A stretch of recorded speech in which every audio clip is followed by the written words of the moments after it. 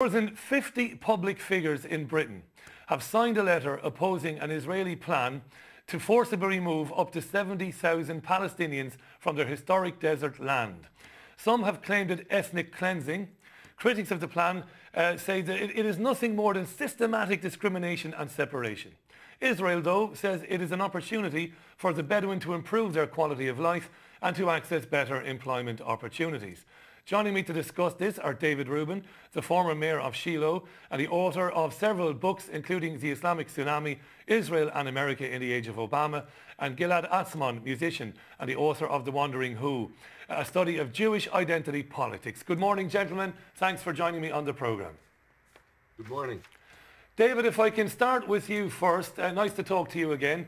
Ethnic cleansing, David. Some 50 activists in Britain contacting the British government. Ethnic cleansing, they say. What do you have to say to that?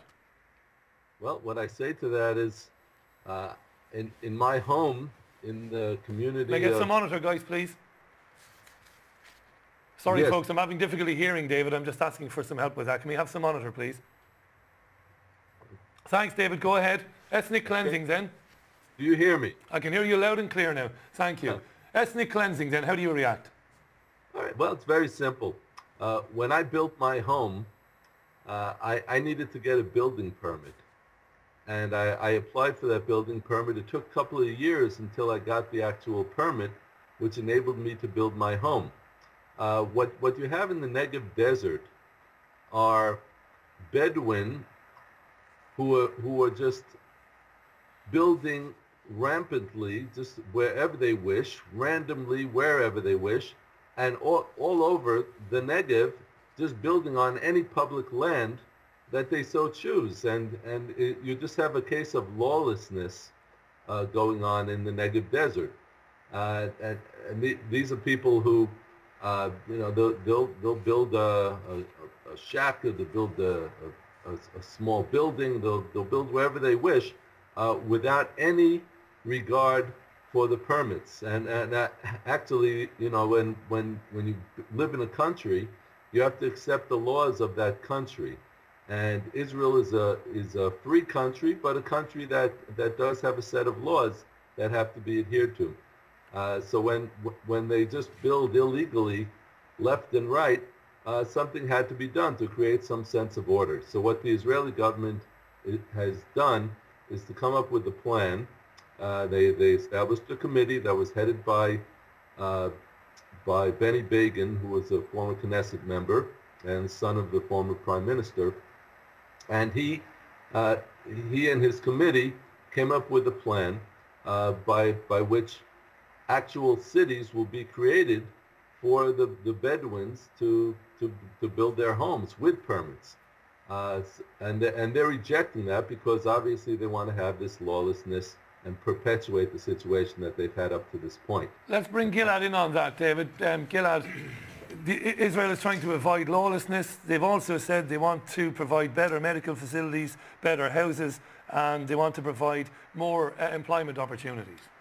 It must be clear that we are talking once again about the Jewish state, and in other words, the law that Mr. Rubin is referring here to is a Jewish law that is serving the Jewish majority and is totally dismissal of the indigenous people on the ground, i.e. the Bedouins who are actually Palestinians who want to live in the desert. I'm pretty sure that quite most of British people and most Israelis don't actually want to live in the desert. These people want to live in the desert and want to live their life the way they celebrate their being for hundreds of years. And what we see here is the Israeli state interfering brutally with their way of living, and again, totally something to do with the Jewish majority. It's not even clear if it is a majority on the land, but definitely the hegemony. David Rubin, Miranda Pinnell, who's a filmmaker and one of the signatories of the letter, has said that citizenship in Israel counts for nothing if you happen to be an Arab. She's right, isn't she? Well, it's absolute nonsense. What was just said. I mean, I've heard it before, but first of all, he has a lot of confusion in his understanding of the situation. He's saying that these people who live there, yes, they're Israeli citizens, but they're actually Palestinians. Well, what does that mean? What does that mean? They're actually Palestinians. They have the pleasures of citizenship. They get the benefits of citizenship, and at the same time, they're saying that they're Palestinians. That meaning they're part of some other nation that never existed. Can I try to explain you what it is? Yeah, go ahead, Gilad. Go ahead. From a Palestinian perspective, Israel is the name of a state, and Palestine is the name of the land.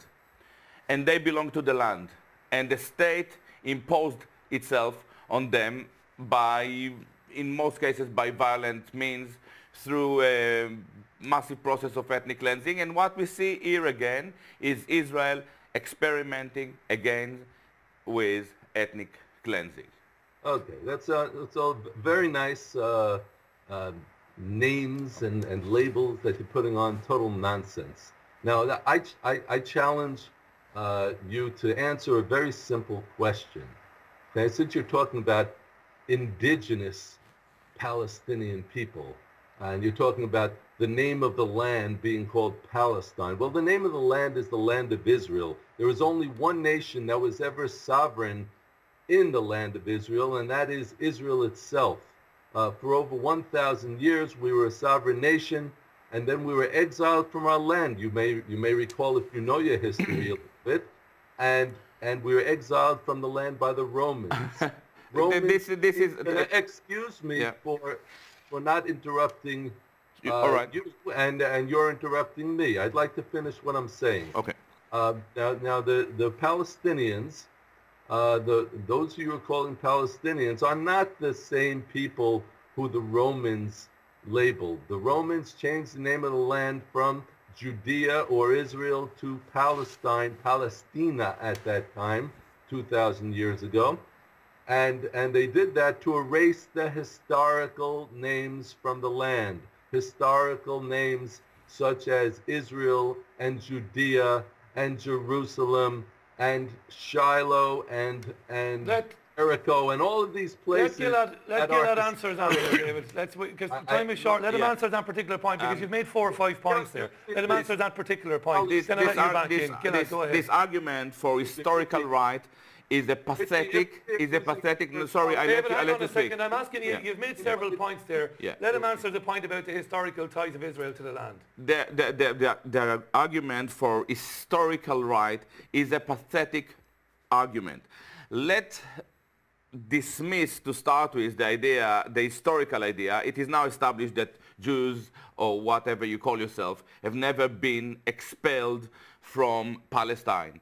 I assume that you're an Ashkenazi Jew. Your origin is actually in Khazaria. You have nothing to do with the region. But the most important, don't disturb it. The most disturbing, the idea. Hang on a second, please. Both of you stop. David, please allow Gilad to finish his sentence, and I'll allow you back in. The idea that you come to a place after 3,000 years or 2,000 years is as pathetic as a bunch of Italians trying to invade Piccadilly Circus in London, arguing that it belongs to them because their Roman ancestors were there 2,000 years before. If the Italian would try to do it tomorrow, come to Rome to try to invade Piccadilly Circus, they will be arrested and kicked out from here.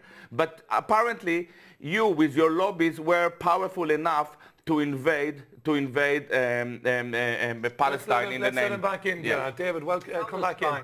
I challenge you to tell me, name one elected or non-elected leader of that Palestinian, that indigenous Palestinian nation that you say once existed.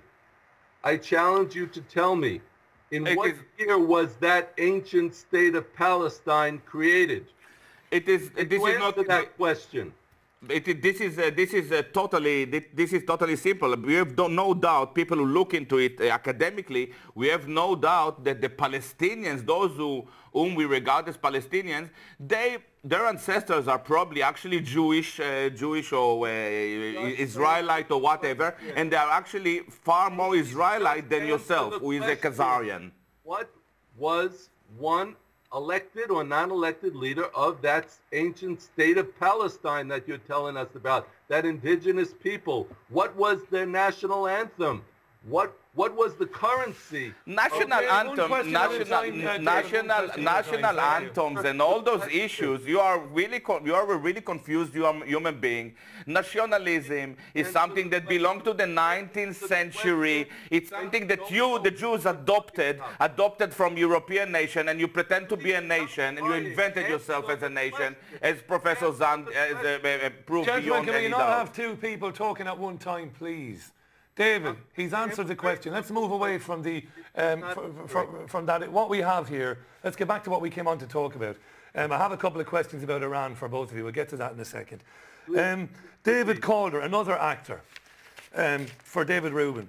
The Israeli state not only practices apartheid against the Palestinians in the occupied territories, but it seems they have no hesitation in practicing apartheid on their own citizens, in this instance the Bedouins. And he asks, when is the West going to find these actions intolerable? David Rubin. Okay, it's a very nice quote, but it has no basis in fact. The Bedouins who live in the Negev desert have the right to vote. They have the absolute right to vote. They have the full rights of Israeli citizens. Of course, they don't want to accept those rights, as we can see. Now, I'm still waiting for my very simple question to be answered. If the other guest persists in using the term Palestine as an indigenous people, he needs to tell us what was the currency of that indigenous nation. Please tell us. There are two issues here.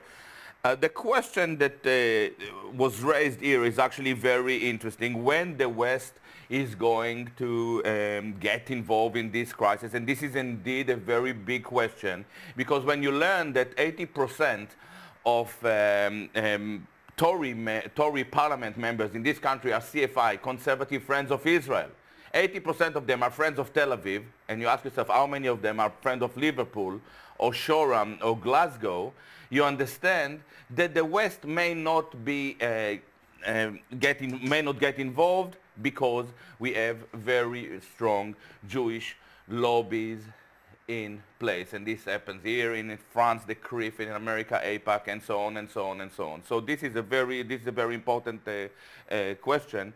I ask myself if the guy who came up with this question is brave enough himself to ask this question, but I definitely am. Now, the other question that Mr. Rubin is raising is making some anachronistic suggestions which are typical to Jewish populists, because it is fundamental. The Jews actually are unfamiliar with the true notion of history. I write about it in my book. It tries to confuse 19th century ideology with ancient biblical time. He make a nice gemischte salad, which is typical to the Zionists and the Israeli call in general, and we have to deal with it, and it's quite ridiculous. Let him answer that. What was the Israeli anthem?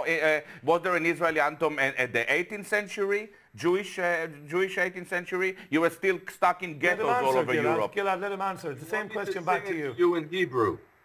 Would you like me to sing some of our anthems in Hebrew? So now it's anthems. So Palestinians also have anthems. From the Bible, which is the bestseller of all time in Western civilization. This is very historical. You know, we are the people. I could go through the whole history, of course, our history in the land of Israel, but all that I'm doing with you is asking a very simple question that you are incapable of answering. I think that I answered all your questions. Gentlemen, asked and answered. We're going to take a very, David, hang on. We're going to take a very quick break there. David, please hang on. We're going to take a very quick break there. When we come back, we're not getting anywhere with this. We're going to talk about the situation with Iran. and Benjamin Netanyahu calling the accord with Iran a historic mistake. You're with the Richie Allen Show on TPV. Back in a minute.